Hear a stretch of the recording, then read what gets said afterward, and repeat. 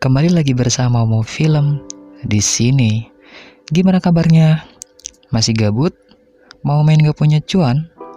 Jemuran masih basah karena hujan? Oke, kita sama. Kali ini Mimin akan menceritakan sebuah film yang berasal dari sebuah novel dan kisah nyata. Kisah ini diambil dari 5 teman dekat yang telah bersama sejak sekolah menengah. Mereka telah terjebak bersama selama bertahun-tahun. Mereka memutuskan untuk mengambil istirahat 3 bulan dan tidak berkomunikasi satu sama lain dengan bentuk apapun. Ketika waktu istirahat yang telah disepakati, kelimanya bertemu dengan sangat antusias, memutuskan untuk merayakan acara dengan melakukan petualangan yang menantang dan penuh mimpi. Sebelum kita masuk ke dalam isi cerita, Mimin ingatkan bahwa ini adalah konten full spoiler. Alangkah baiknya jika kalian tonton filmnya secara utuh. Dan tentunya jangan lupa untuk terus dukung Mo Film dengan cara mengklik tombol subscribe, like, dan share jika kalian suka dengan video ini. Cerita dimulai memperlihatkan suasana malam kota di sebuah warung makan. Terdapat 5 orang sahabat yang sedang berkumpul bersama. Mereka adalah Arial, Ian, Riani, Genta, dan Zafran.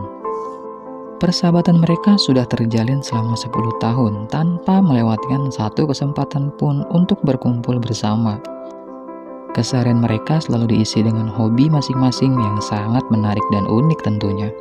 Singkat cerita, di suatu malam, mereka berlima memutuskan untuk pergi ke rumah Arial. Sesampainya mereka di rumah Arial, Zafran jatuh cinta pada pandangan pertama dengan adiknya Arial yang bernama Dinda. Jika kalian menonton film ini secara langsung, Mimin jamin 100% bahkan 1000% kalian pasti bakal senyum-senyum ketawa sendiri. Oke, kita lanjut. Lalu mereka semua bersantai di halaman rumah Arial sambil menikmati makanan dan minuman di malam itu. Tiba-tiba Genta memikirkan sebuah ide gila yang bisa dilakukan bersama sahabatnya. Genta mengutarakan perasaan bosan dengan kegiatan yang biasa ia lakukan bersama mereka setiap harinya.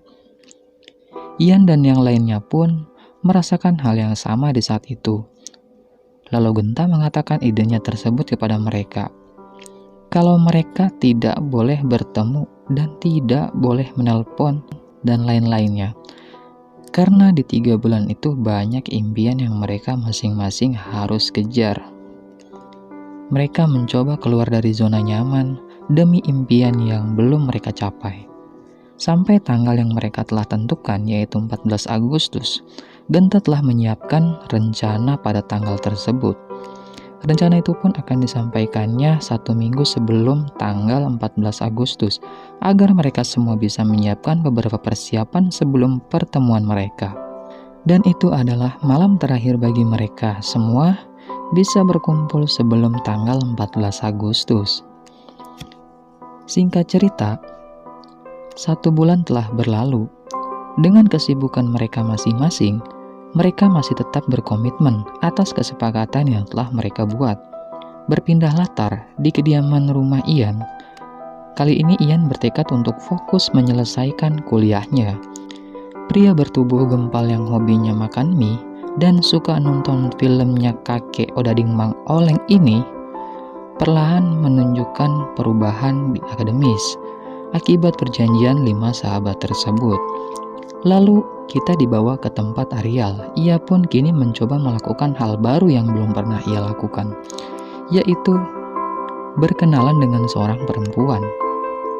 Singkat waktu, 3 bulan hampir terlewati. Pada tanggal 7 Agustus, Genta mengirim pesan kepada para sahabatnya untuk menyampaikan apa saja yang harus mereka persiapkan. Tibalah hari pertemuan mereka di tanggal 14 Agustus. Satu persatu kini mereka telah sampai di tempat yang telah dijanjikan, yaitu stasiun kereta di daerah Jakarta. Genta, Riani, Zafran, dan Arial bersama adiknya telah tiba di tempat tersebut. Tak lama kemudian, kereta mereka akan segera diberangkatkan. Mereka semua cemas karena Ian masih belum terlihat datang. Ketika kereta baru saja berjalan, tiba-tiba Ian muncul dan langsung berlari mengejar mereka. Ian akhirnya bisa menyusul masuk ke gerbong kereta tersebut dibantu rekannya Genta. Setelah sekian lama berpisah, mereka kini kembali merasakan kebahagiaan yang sesaat telah hilang selama 3 bulan. Canda tawa kini telah menebus belenggu rindu. Mereka saling bercerita, bercanda dengan indahnya. Mereka sangat menikmati keindahan pemandangan di luar kereta. Seperti adegan Zafran yang mencoba mengajak Dinda melihat pemandangan dari pintu gerbong kereta tersebut. Setelah menempuh perjalanan yang sangat panjang, akhirnya mereka sampai di tujuan, yaitu Kota Malang. Di area stasiun tersebut, Genta telah menyiapkan kendaraan untuk melanjutkan perjalanan mereka selanjutnya. Dan petualangan mereka pun dimulai. Singkat cerita, pada malam harinya mereka sampai di desa Ranupani untuk melakukan pendataan dan melakukan persiapan akhir sebelum melakukan pendakian. Pada pagi harinya, sebelum langkah pertama dilakukan, mereka memanjatkan doa agar diberi keselamatan dan kemudahan dari Sang Pencipta. Suasana yang sangat indah terlihat tak hanya dari alamnya, namun dari orang-orang di desa Ranupani tersebut pun menggambarkan keindahan yang saling melengkapi antara manusia dan alam. Kicauan suara burung dan hewan lainnya menemani perjalanan mereka. Hampir setengah perjalanan mereka lalui dengan semangat. Di perjalanan tersebut, Arial menyinggung perasaan adiknya yang semakin terlihat suka dengan Zafran. Namun Arial tak bisa berbuat apa-apa karena ia percaya dengan sahabatnya itu dan karena mereka saling suka. Arial pun menyetujui hubungan mereka berdua. Lalu kini kita diperlihatkan Genta dan Riani yang sedang memandang ke arah pegunungan yang indah. Mereka berdua sebenarnya saling menyukai satu sama lain sejak lama. Namun hingga saat ini, mereka berdua belum ada yang berani mengutarakan perasaan yang sejujurnya.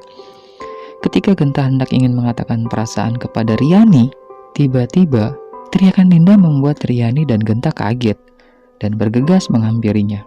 Ternyata kaki Zafran mengalami luka akibat perjalanan yang ia lakukan. Dengan cepat Riani langsung mengobati kakinya dan melanjutkan perjalanan. Di perjalanan, mereka semua mulai terlihat kelelahan. Ian dan Zafran yang merasa kehausan menjadi panik mengetahui persediaan air mereka telah habis.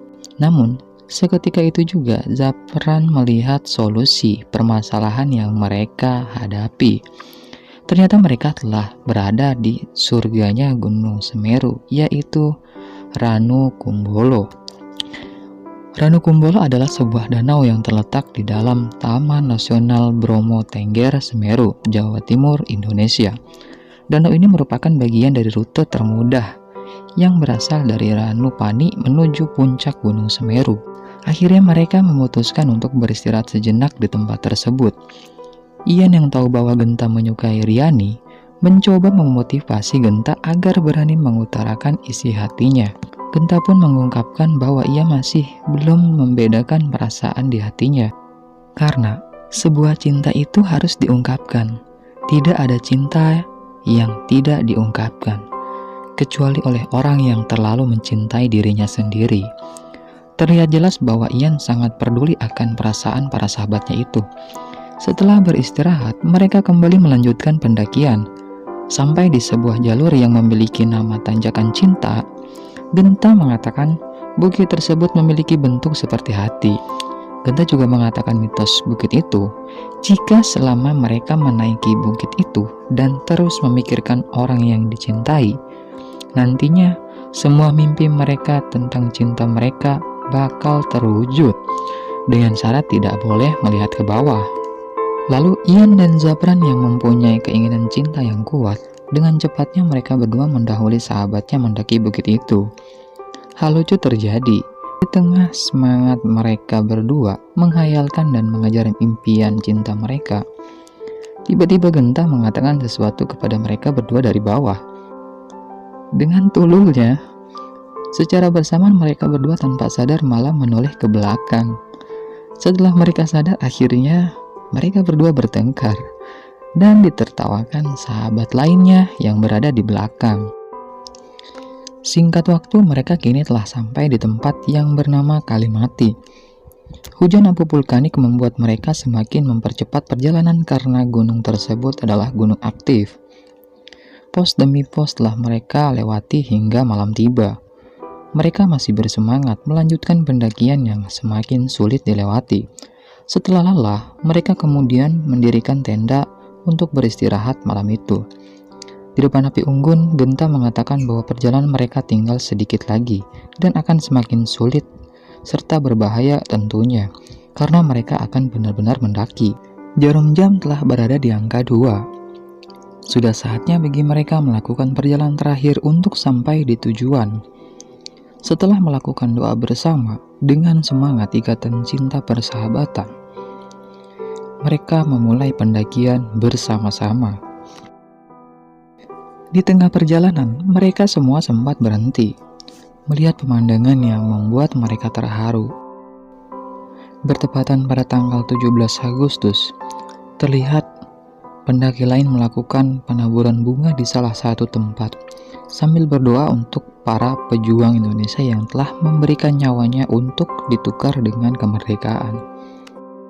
Semangat dan tekad mereka semakin kuat. Lagi dan lagi, langkah mereka masih belum bisa dihentikan oleh apapun sampai suatu ketika, suhu udara semakin menurun. Ariel kedapatan tengah menginjil hebat. Ternyata Ariel mengalami hipotermia pada saat itu. Hipotermia merupakan kondisi di mana sistem dalam tubuh kesulitan mengatasi tekanan suhu dingin. Untuk bisa mengatasi hipotermia, kemudian Genta menyuruh rekannya untuk memeluk Ariel secara bersama-sama agar bisa menaikkan suhu badan Ariel agar lebih hangat. Mereka semua memeluk sambil memberikan semangat yang kuat untuk Ariel agar tidak berhenti sampai di sini tentunya. Karena perjalanan mereka tinggal sedikit lagi. Dengan dorongan semangat dari para sahabat dan adiknya, Ariel mulai membaik dan pulih. Jalur pendakian yang mereka lewati semakin berat, kemiringan pijakan pun semakin tinggi. Untuk pertama kalinya, mereka semua sangat terkesima melihat pemandangan yang sangat indah. Matahari 17 Agustus menyapa mereka dengan keindahannya. Mereka semua kini berada di atas bentangan samudra awan. Melanjutkan pendakian, melihat medan penuh akan resiko longsoran batu, mereka masih tetap pada satu langkah barisan merangkak naik secara bersamaan. Tiba-tiba, ada suara teriakan pendaki lain dari arah atas, membuat mereka panik dan kaget. Genta yang berada paling depan memberitahu rekannya yang di belakang untuk berlindung. Momen dramatis mulai terlihat. Ariel terlihat melindungi adiknya dari longsoran batu berukuran sedang dengan tubuhnya. Lalu Zapran yang melihat Riani dalam bahaya, segera bergegas mendorong agar terhindar dari longsoran batu yang cukup besar. Lalu Ariel terlihat tak mampu menahan longsoran batu yang terus-menerus menghantam tubuh besarnya. Akibat itu, Dinda pun ikut terhempas terjangan batu sampai terguling ke bawah. Ian ikut terkena hantaman batu yang cukup besar sampai membuat ia terguling sangat jauh sampai tak sadarkan diri. Genta, Zapran, Riani, dan Ariel langsung bergegas menghampiri keduanya dengan perasaan cemas. Dinda mengalami luka pada bagian telinga bawah yang membuatnya sakit kepala dan sempat tak bisa mendengar. Namun Ian masih belum sadarkan diri. Para sahabatnya mencoba melakukan pertolongan pertama kepada Ian. Segala cara telah mereka lakukan, namun belum mampu membuat Ian kembali sadar. Sangat terlihat jelas bahwa mereka semua semakin terlihat cemas dan sedih akan kondisi Ian. Para sahabat lainnya hanya bisa menangis, hingga Zapran yang kesal memukul badan Ian sambil berteriak dengan kencang. Secara tiba-tiba, Ian pun terbatuk dan sadarkan diri dari pingsannya. Mereka semua merasa bersyukur karena Ian telah sadar dan tak mengalami luka yang serius. Lalu dengan senyum dan tawa, perjalanan mereka dilanjutkan bersama-sama. Akhirnya, setelah perjalanan yang panjang dan berat, mereka sampai di puncak gunung tertinggi di Pulau Jawa. Zapran yang memimpin, mengawali pijakan pertama di puncak Mahameru, dan disusul sahabatnya yang lain satu persatu. Secara bersama-sama, mereka semua berteriak bangga berhasil menginjakan kakinya di Mahameru. Penantian rindu selama 3 bulan terpisah, kini telah mereka lepas itu semua dengan pelukan hangat seorang sahabat sejati. Banyak arti dari persahabatan. Persahabatan adalah hal tersulit di dunia untuk dijelaskan.